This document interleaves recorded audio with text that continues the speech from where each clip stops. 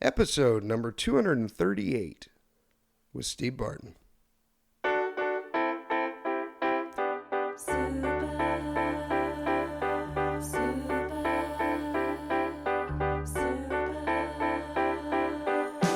got X-ray specs for eyes, I can see right through you.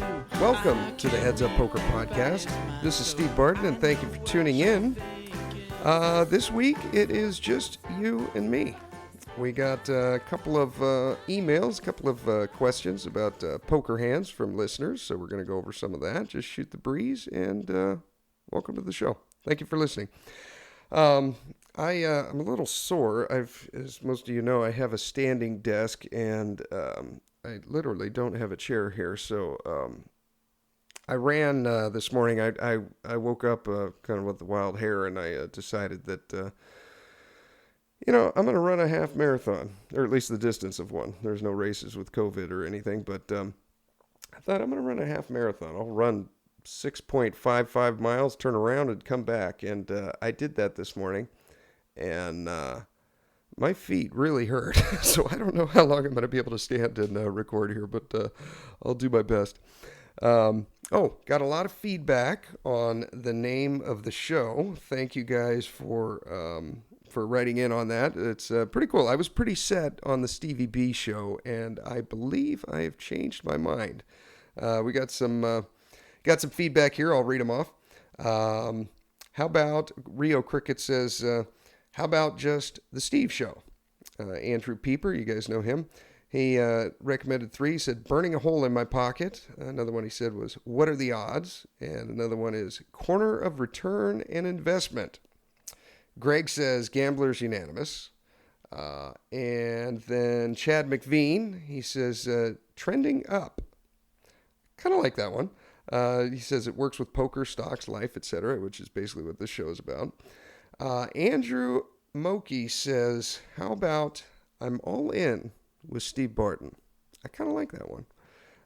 One that I'm leaning to is from Sean Fogelman. And he says, how about in it to win it with Steve Barton? I like that one a lot. It's kind of, I guess, I don't know. It kind of goes with my personality. Like, the show is not only just about poker. It's about, I think, just winning in life. And it's kind of got a ring to it, too. The all-in one is good as well, because that doesn't necessarily only apply to poker. But it, everyone knows what all-in means, whether they play cards or not. But I don't know. Tell me what you guys think. Give me some feedback. Go to headsuppoker.info, and you can click on the Submit a Hand tab there and log here what you think. Or you can go to Twitter at HUP Podcast and let me know there. I'd be curious. I've got a tweet up there that you can tag along on and submit what you think. But I think I'm leaning to one of those two. So in the next few shows, we're going to switch over. Andrew, our editor, said that when we switch over to the new name, you should still be subscribed, because all that'll change is the graphic of the show, and that's basically it. And you should still be subscribed, so that'll be nice. So thank you for those responses. We also got a couple of reviews, one on iTunes from Roscoe All-Star. He says, great podcast. Keep up the good work. Thank you, Roscoe. Got another one on YouTube. It's from OE. He says, great podcast. Love you guys. Thank you. Thank you. Love the feedback. Love it. One of the best ways to grow this show is rate and review us on iTunes, and that'll put us just a little bit topper on the list. So appreciate all 5-star reviews, and keep them coming. Okay, we have a couple of hands here. I'm going to go over the first one. This is Andy from St. Louis. Steve, love your podcast. Hope you and Mike are doing well. Saw in your show notes that you reminded people to submit hands to the podcast. I played a hand recently. This was at a 2-cent, 5-cent zone poker on Bovada. So zone poker is like maybe you've heard of Zoom poker or what's the other one? I think it's speed poker, lightning poker. Anyhow, what it is if you don't know, you basically just get thrown into a poker. It's cash games, and you get thrown into a table, and you play a hand. After you play that hand and you fold, you immediately get zoomed over to another poker table. And since it's Bovada, everyone is anonymous, so you have no notes on any of these players, and you really don't know who you're playing at all. And it's an interesting way to play because it's very fast. You can go from playing 50 hands an hour to probably 100 or 120 hands an hour, maybe even more, because what'll happen is, like, let's say you're on the button and action is under the gun. You can click the fold now button and instantly you'll get moved over to another table. So everyone at the table that's playing there won't know that you've folded. It'll still keep your avatar there, and like you're still in the hand, but you have been already folded out and you get moved over to another table and you instantly start playing another hand. So it's a really neat way to get a lot of reps in, and it forces you to play not necessarily against individual players and player types because you don't know who you're playing against. They're all anonymous. You can't take notes on these people, and they don't even have a screen name. It just says a number, and that number is the position that they're in according to where they're seated at the table. It's kind of interesting because you have to play against what you think the general field of Bovada playing a 2-cent, 5-cent game would play. So anyhow, I played a little bit of it. It's fun, interesting. It's very fast. I can't play it for much longer than 30 or 40 minutes before taking a break because your brain is just always working. Okay, starting stacks are Hero has $4.48. We're in the big blind. UTG has $1.50, and Under the Gun Plus One has $4.92. So if your game is normally 2-cent, 5-cent, then this is right up your alley. If, let's say, you're normally playing like a 1-2 or a 2-3 or a 2-5 game in dollars, then think of these as ratios. Think of Hero as having $448, Under the Gun having $150, and Under the Gun Plus One having $492. Okay, it's just ratios. The thing we do have to take into context here is limits account. They're probably one of the biggest indicators of what skill level your average field is playing, right? So if you have an online game that is a $1, $2 game, generally speaking, the players in that field are going to play probably a little tighter and a little better than the 1 cent, 2 cent field. Okay. All right. So action: 6-handed, Under the Gun limps 5. Under the Gun Plus One, Hijack, also limps, and it folds to us in the big blind with the Ace of Hearts, 5 of clubs. All right, so I'm going to, for this hand, pull up your favorite equity calculator of mine. I use Slice by EV. They're free programs you can download on the internet. Just Google Slice and it'll come right up. Download that. Another one is Equilab. It's basically an equity calculator. You can put in what your hand is, and then you can put what range of hands you think your opponents have, and then you basically click play, and it'll tell you what your odds are of winning as opposed to the opponents. So we put in Hero's hand. He has Ace of Hearts, 5 of clubs. And for Under the Gun to limp in a 2-cent, 5-cent game, I put a range of pocket 8s all the way down to pocket 2s. I think generally speaking at a 2-cent, 5-cent table, people are probably going to raise Under the Gun 9s, 10s, jacks, queens, kings, and aces. They're probably going to raise ace, queen, ace, king, and, ace, jack suited maybe. So I took those hands out of their range. It is possible that this player's limping aces Under the Gun.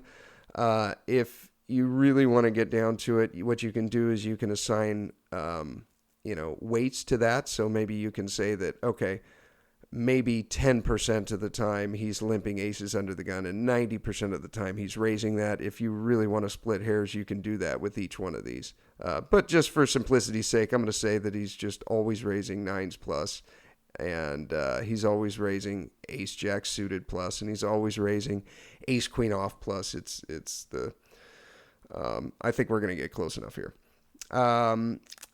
I also said that he could be limping ace 10 suited through ace 2 suited, suited broadways, and then some little suited cards, like 5-4 suited, 6-5 suited, 6-7 suited, 8-7 suited, like that. Then I put, off suited broadways and all the way down king 8 offsuit, queen 8 offsuit, jack 8 offsuit, 10 8 off, 9 8 off, and like that, in any ace. All right, so that's the range. It comes out to about 35% for under the gun at a 2-5 cent Zoom poker. Player 3, under the gun +1, who limped behind under the gun. I think his range is about the same, maybe a little bit more. So for him, I basically put everything that we did for under the gun, moved his range up about 40% or so. So we have, when you get an under the gun limp and then someone limps behind, I think they're more inclined to have like a lot of the suited 1 gappers, suited 2 gappers, things like, 9-6 suited. I think they're more likely to call there when you kind of have the protection of the under the gun guy limping, I even put in things here like king 7 offsuit, 10-7 offsuit, stuff like that. Every ace, except for I took out of the range, just like I did with under the gun. I took out 9s, 10s, jacks, queens, kings, and aces, ace king, ace queen, and ace jack. So we do that. Those are our ranges that we put in there.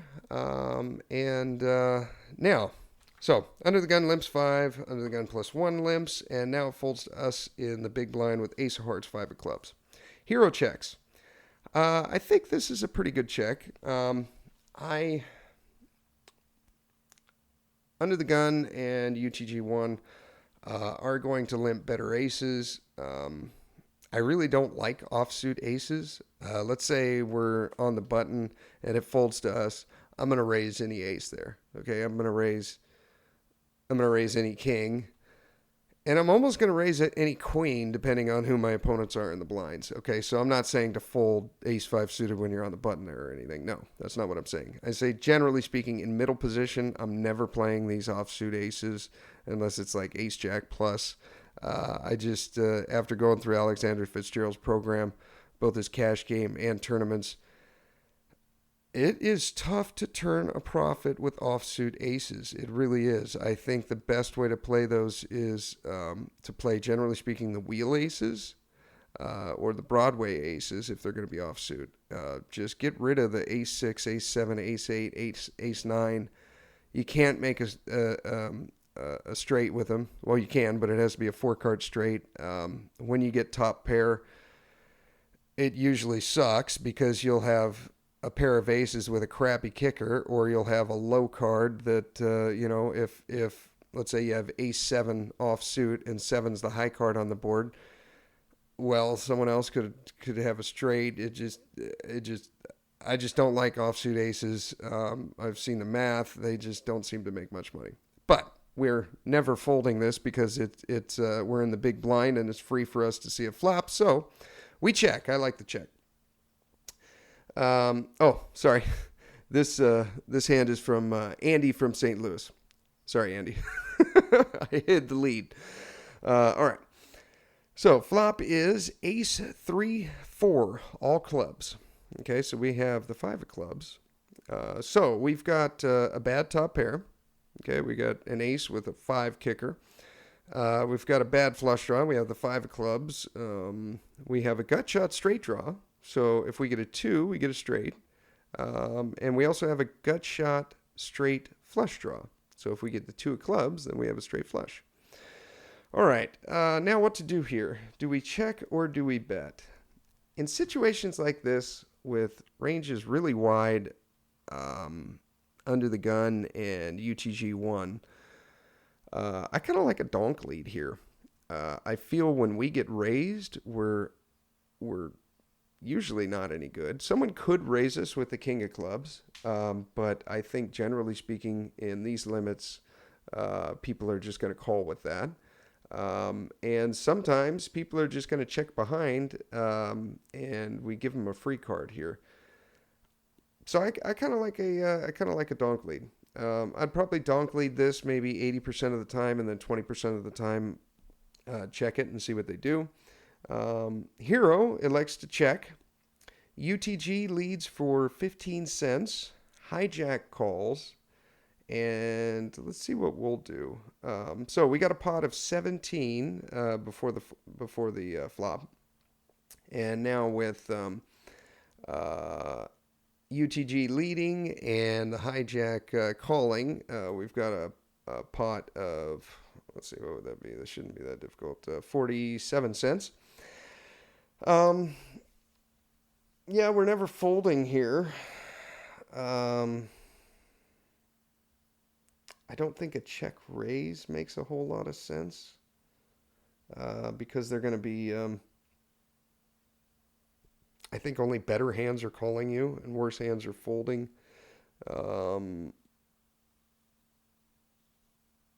Yeah, I'd probably call. Okay, so we got a pot of, let's see, 59 cents after the rake, Andy says. Turn is the 8 of diamonds. All right, so the board now is ace of clubs, 3 of clubs, 4 of clubs. Turn is 8 of diamonds. Hero, what do we do at this point? I think as played, we continue to check, which Hero does. Under the gun bets 20 cents into 59. The hijack calls. Now Hero raises to 85 cents. UTG jams for his last 45 cents because he started with $1.50. Hijack folds and I call. I think this kind of depends on what your plan was here, Andy. If we raise to 85 here and then we get a jam for his last 45 cents, and then if the hijack rejams, you say later in your letter here that if the hijack, he said, I don't know if I had a great plan for the hijack, but I think I'd have folded if he rejammed. I was mainly hoping he'd fold a lot. Well, it worked. He fold. I think that you have to fold if he jams. I don't think that 5 high club draw is a great one. We only got one draw to the nut out. I think generally speaking with these limits, when you flop top pair like this with players that are so wide, you just kind of got to go with it. So I don't hate the re-raise on the turn as long as your plan is to fold to the hijack shove. But I'd like to see a donk lead there. Start incorporating that a little bit in your game, Andy. I kind of like to donk lead sometimes top pairs. And I also like to donk lead things like, let's say, okay, so on this flop, it was ace, 3, 4, all clubs. Let's say we had a flop of like ace, 3 of clubs, and the 4 of hearts. And our hand is 5, 6 of clubs. Okay, something like that is really neat as a donk lead. Even 5, 6 offsuit, right? If they don't have an ace, it's kind of tough for them to call. And if they do, you have outs. So start incorporating a little bit of a donk lead there. Hands like this are kind of neat for it. And then also we can donk lead our nutted hands like sets and, ace king and stuff on boards like this. Yeah, try that. So hope that helped, Andy. We've got another one. This one is from Michael. Hi, Steve. Love your show. You guys are great, and I can't wait for every episode. I have one question and one hand. The question. A few weeks ago, Mike talked a lot about the trouble going on in Seattle and around the country with BLM, looting, and riots. I was wondering if you got any emails saying you were not sympathetic to the cause. Many in the media are getting fired for saying much less. I think things have gone way too far, but I'm keeping my mouth shut. Just curious. Hopefully, poker players are not as politically polarized as the general public. Well, Michael, no, this is the first email I've gotten on that or any kind of tweet or anything. Am I sympathetic to the cause? Here's how I feel. Okay. I've done a fair amount of, I'd like to consider myself an amateur psychologist, right? I'm fascinated by it. You guys know all the Elliot Roe hypnosis tapes I've sold. I'm really into writing your goals and kind of, what's the word? Trying to influence and make the best that you can be out of yourself, right? So, like, for example, when I write my goals, I'll write out goals. I'll put them in very big detail, right down to, how much money I'm going to make for this year,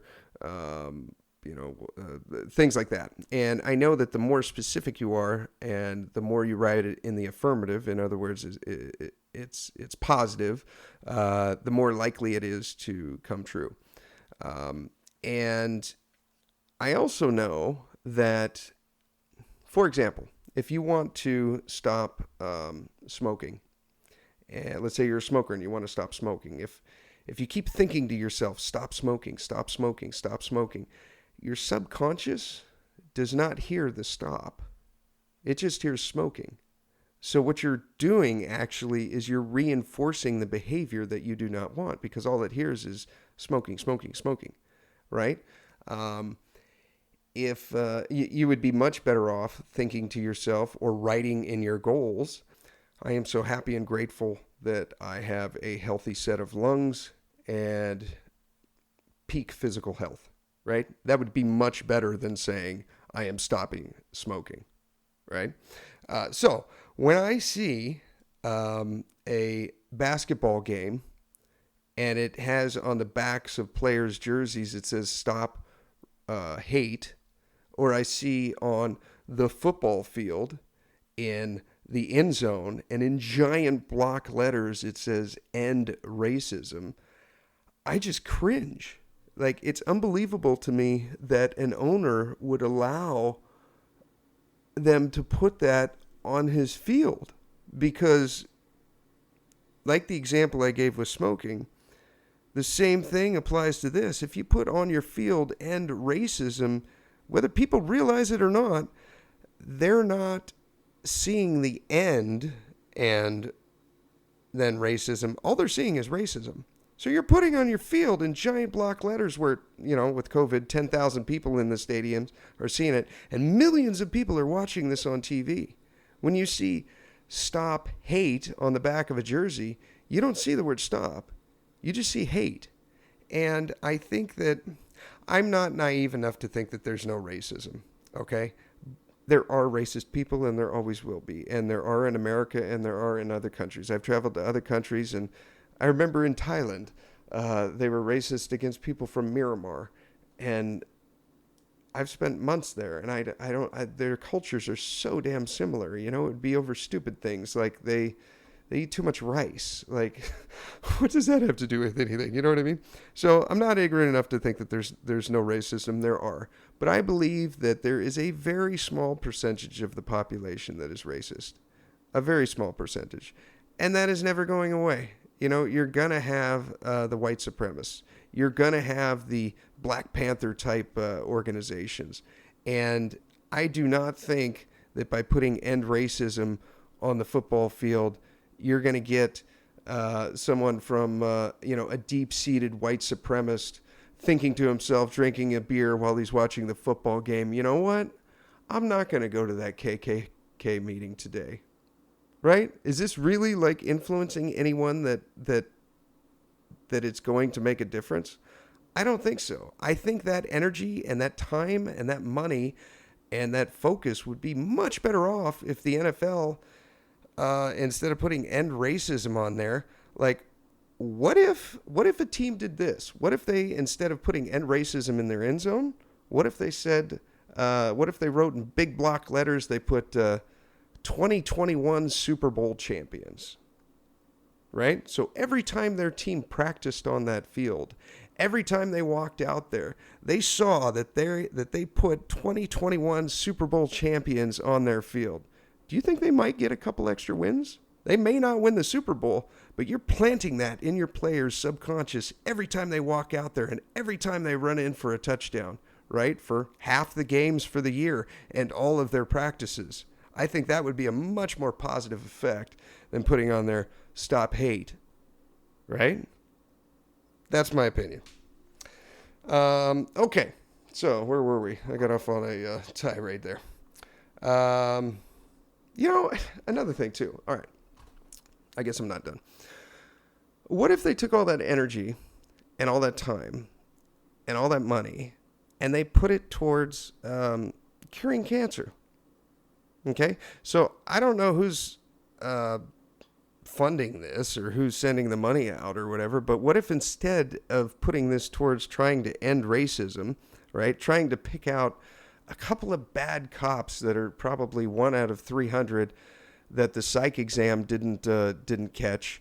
What if they're trying to, instead of just focusing on that, what if instead they focused on donating money to curing cancer? Wouldn't that be a better cause? All right, I'm done. Let's just curious. Hopefully poker players are not as politically polarized as the general public. All right, the hand. I've never sent in a hand to anyone before, so I hope I have all the details. Feel free to, okay. Well, thanks for sending it in here, Michael. Appreciate it. Like it. Everyone is grateful.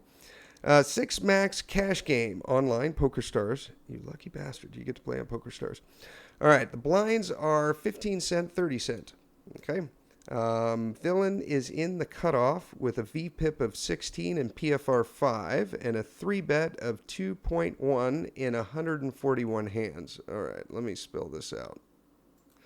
So a VPIP 16 voluntarily puts money in the pot. So how often do they limp or raise or basically come in with a hand? 16% is pretty tight. These are pretty tight numbers. 16.5, 2.1. is pretty tight. 141 hands is a decent sample size.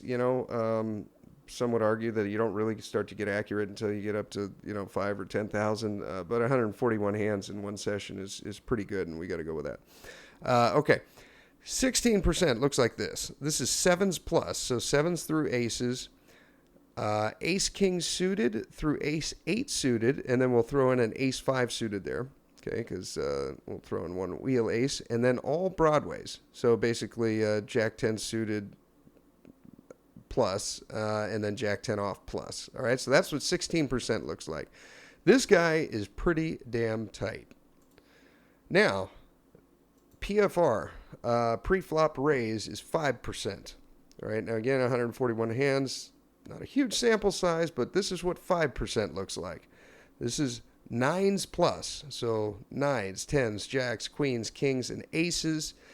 Ace king suited, ace queen suited, ace jack suited, ace king off, ace queen off. That's 5%. Okay? Not very much. And actually that's 5.4%. So if we take out 9s, then it's basically 10s plus, ace jack suited plus, ace queen off plus. All right? Not many hands. Tight. 2.1% 3-bet. All right. Now 141 hands. Once we get into the 3-bet, this really isn't very accurate, but basically 2.1 is going to be like queens, kings, aces, and ace king. And that's it. All right. So if you get a guy with a 3-bet of less than 3 and you have a decent sample size on him, he's going queens plus, maybe jacks. All right, he's not doing it with ace-queen unless it's ace-queen suited. So, villain, he was in the cutoff, and those are his numbers, 16.5, 2.1, and he has $25.59. Now, hero is in the big blind, and we are dealt ace of spades, 10 of spades. And we have $49.75. And on to the action. Okay. So, pre-flop action. Under the gun calls 30. Middle position folds. Villain in the cutoff raises to 90. So remember, the villain is a 16-5 2.1. He raises to 90. Button folds. Small blind calls the 90. And now it's on hero in the big blind with ace 10 suited. Okay, so basically, if we call 60 here, then it'll go to the under the gun, who will also have to call 60, and then we'll see a flop. So what do we do? Do we fold? Do we call? Do we raise? I would argue for a fold here for a couple of reasons. Under the gun has already called. We know that sometimes players will limp under the gun with aces, although that's unlikely because we have one ace in our hand. But they'll limp under the gun with big hands. But more importantly, we're going to be out of position for the rest of the hand with a marginal hand. It is suited, yes, but it is a marginal hand. You get a pair of tens, you can't feel all that comfortable, and a pair of aces, you got a pretty bad kicker. What we're really looking for here is a flush or, some type of Broadway straight. But I don't like the guy that raised this.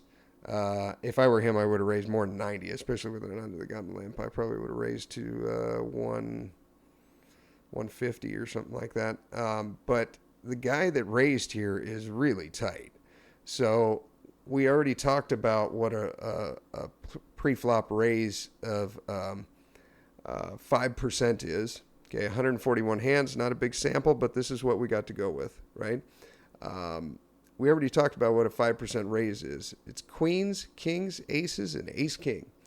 So how do you think ace-10 fares against that?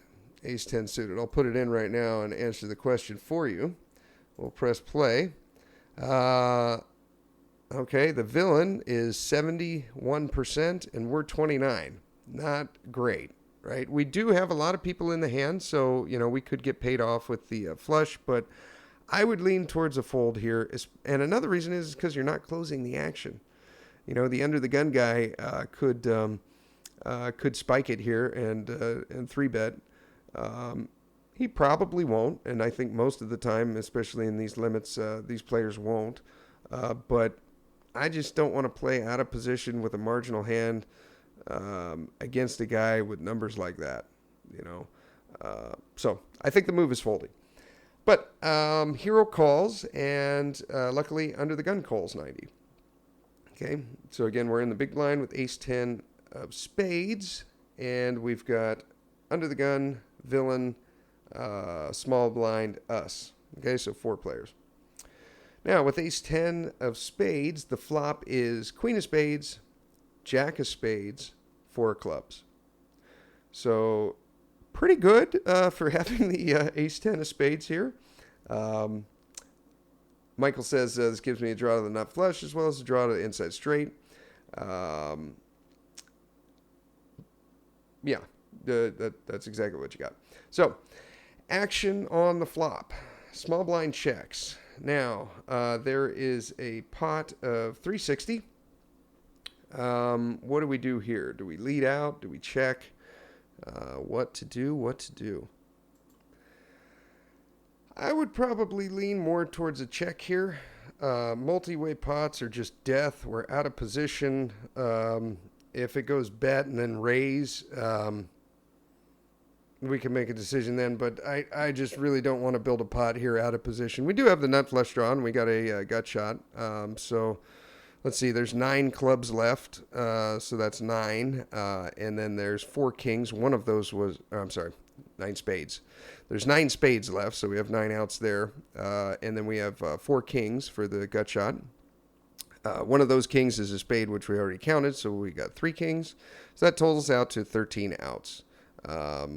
Generally speaking, you can think of it as, this is a quick way of doing it. I hate to even say this, but it'll get you through like the simple math at the poker table, is if you have 13 outs, if you multiply that by 4, then that will be your general odds for making it by the river. And if you multiply it by, once you get to the turn, if you multiply, let's say you bricked it on the turn, and you still have 13 outs to the river. If you multiply that by 2, that'll generally get you the about what the percentage would be for making it on the river. So for 13, if we multiply that by 4, we get 54%. And then for the turn, we would get about 26%. So that'll help you with the odds a little bit. I can tell you it's not 54 and it's not 26, but it's close, within 5 or so. So it'll kind of get you an idea when you're in-game playing. Let's see. Hero bets 171 into a 360 pot from the big blind. He says, not sure if I should have check raised here or check called instead. I was not the pre-flop raiser. Also a multi-way pot. I'd like to hear your input on this. Yeah, you could lead out here. It's just, I just hate these multi-way pots. I'm much more likely, like I said, I probably would have just folded this pre-flop. I'd much rather play I try to set all my hands up so that I'm heads up in position with a superior hand and playing a big pot. So I play the vast majority of my hands from, hijack, cutoff, button, and then you kind of avoid all this. Here we are. Am I going to lead this? I suppose I could see myself leading here sometimes. I probably wouldn't bet quite so much. You might be able to save a little bit if you get raised. I bet 171 into 360. Maybe make it like 120 and see if you get a raise out of there.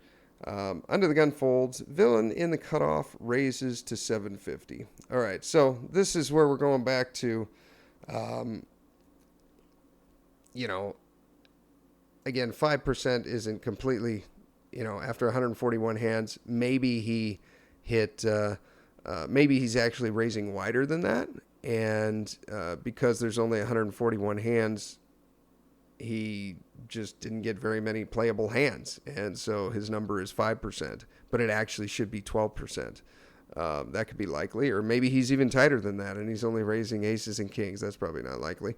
But, with the information that we have, we think that this guy is pretty damn tight. And we check here. He bets. Depending on sizing, we can continue knowing with what we know with the odds. I think most of the time I'm going to check here and see what develops behind us. You got under the gun, and then you have villain to bet after that. Maybe you get a free card. Yeah, I think that's the main thing to go through here. Turns out villain raises to 750, small blind folds. And then it's 579 to call. I might, instead of calling here, I'm probably just shoving, but with villain's range so tight, I think the move is to fold pre-flop. Michael. Everyone likes results, so we'll get into that. Basically, he board comes out, 7 of clubs on the turn, 2 of hearts on the river. They get it all in. I brick, and the board end up with ace high, losing my whole stack, which was almost my winnings for the night. And this is interesting. Villain turns over queen, jack of hearts for 2 pair on the flop. So we now know that 5% was not accurate. So if he has queen, jack suited in there, then he also has ace, queen suited, ace, jack suited, king, jack suited. He has king, queen off, ace, queen off. He probably has jacks, 10s, 9s, 8s, and now we're getting up to 7, 8%. He's probably also got some suited broadways in there. So he may actually be up around 10% here. We'll see what that ranges as and how that does against ace 10 suited. And now it's 56 to 44. We got 44. He has 56. So still not great. But, I think this is a general lesson, Michael. Just go with the information that you got. If you got a HUD, and you only have 141 hands, but the information that you have at that time is he's a 16-5, 2.1, which is extremely tight. And we see here that he's gotten the worst side of variance, I guess. In other words, he's probably had terrible hands, or maybe he was sitting out for a while, and so he got dealt hands, but they were folded. And so, he probably should be a 10 or 12% PFR, but he's actually showing a 5. But, go with the information you got. And once you learn something else like this, you see that, there was an under the gun limp, and then he made it, 3X. Make a note of that. Okay. And you can adjust those as you go. As you get more information on them and more hands, then it becomes more accurate. But I think the move is just fold pre-flop. Just let it go. It looks pretty, but against a 16-5 2.1, it's not. Thank you for that hand, Michael, and thank you, Andy from St. Louis. I appreciate that. Good little strat talk. Thank you guys for the recommendations for the changing the name on the show. Let me know what you think, or submit some others. Go to headsuppoker.info and click on submit a hand. It's basically just an email. It comes straight to me. And if you're on Twitter, go to @HUP and click the little Twitter link in there and throw in your input. I'd love to hear it. And let me know what you think of the other ones. I'm leaning right now towards In It to Win It with Steve Barton and All In with Steve Barton. So maybe we'll have a little vote off on those. But yeah, I'm trying to think what else is new. I think that's about it. Oh, I've been playing quite a bit on Poker Bros. So that's been a lot of fun. In the last couple of weeks, I've probably put in 25 or 30 hours a week in addition to working 60 or 70 hours a week at the fire station.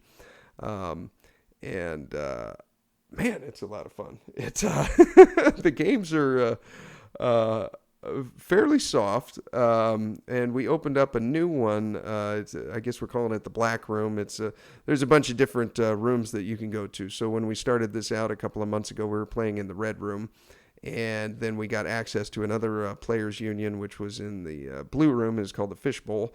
And then now we just got access to another union, which is in the Black Room. It's got a black chip emblem, and they're calling that one the Pod. And that one's kind of fun. They've got tournaments in there ranging from, they have some freebies in there. There's a few freebies that run every day.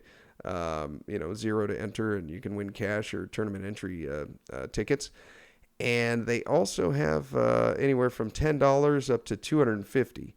So I've been doing, and some other ones that they got in the Blue Room. You can just go back and forth between these different rooms if, when you want to switch between them. And they also have some of these progressive knockouts, which are a lot of fun.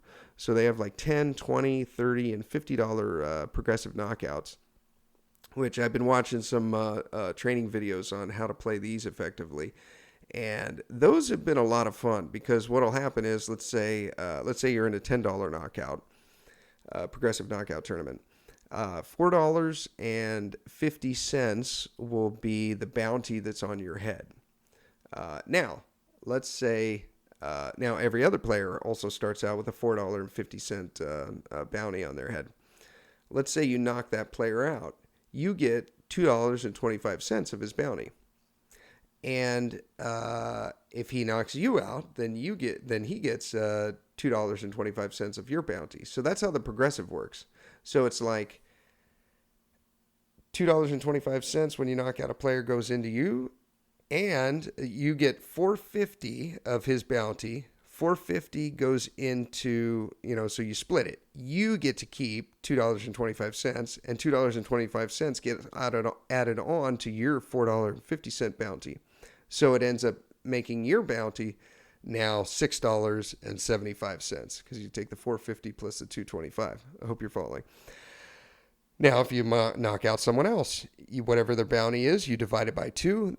You get half of that, and the other half goes on top of you, right? So this is what makes it interesting is towards the end of the tournament, you get some players with some big bounties on their head. If you started with $4.50, by the time you're down to four-handed, one guy may have $27, another guy's got 30, and another guy's got 40. So half of that, if you knock them out, goes to you. So it makes it interesting because you can get into some pretty cool spots where it's like, well, I have King High here, and he has a $40 bounty, which is, $20 immediately goes to me. And you can calculate how much that $20 is worth in extra chips. So I did a whole episode on this a couple of years ago on bounty tournaments. But basically what you do is, let's say, we'll make the math easy. All right, let's say that you start out with 10,000 in chips. Okay, that would mean that every guy that you knock out, you get $2.25. So essentially, that is chip EV worth 2,250 chips, right? So if we can take that ratio, when you see a $20 bounty, and you know that every $2.25 is worth 2,250 chips, you can quickly do the mathematical calculation and find out how much that $20 is worth, which would be an extra 20,000 chips, right? Well, I guess you would, if it's 10,000, yeah, that does make the math easy. So then what you would do is you'd do the math to see how your hand stacks up to their range of hands, and then you just add an extra 20,000 chips on there, and it's almost always a call. So it forces you to kind of call with hands like, jack high or something, when you would never do that in a regular tournament. But in these bounty tournaments, it actually makes it profitable. And I think most people don't understand that, and that's where you can make a little bit of money. So if you guys want to play, I'm still playing on there. Minimum amount is $500 to play. I'll get you set up on there. And basically you just send the money to me on Venmo or PayPal. There's no actual money kept on the site. I just literally keep it in my Wells Fargo poker bank account. I have a separate checking account that I just use for gambling and for poker. I hold on to the money there. Whenever you want to cash out, you can cash out. We've had a couple dozen people come through and play, and guys are still playing. And if you want to play too, then you're more than welcome. We'll get you set up.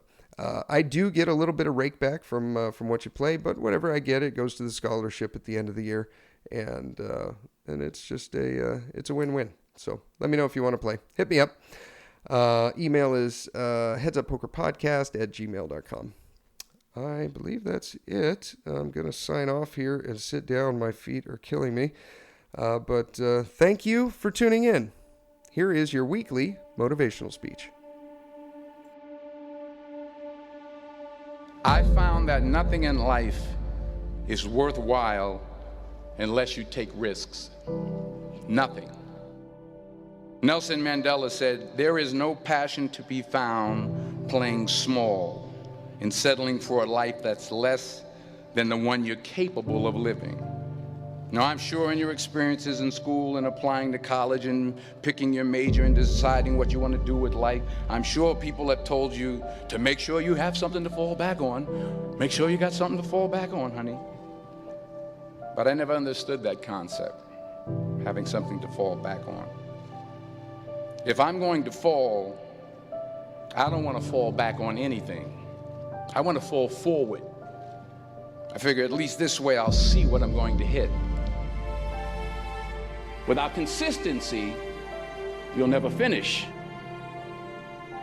So do what you feel passionate about. Take chances.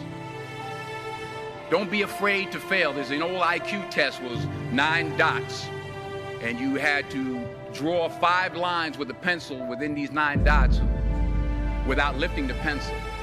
The only way to do it was to go outside the box.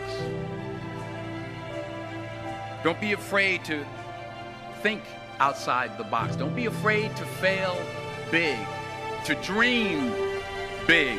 But remember, dreams without goals are just dreams.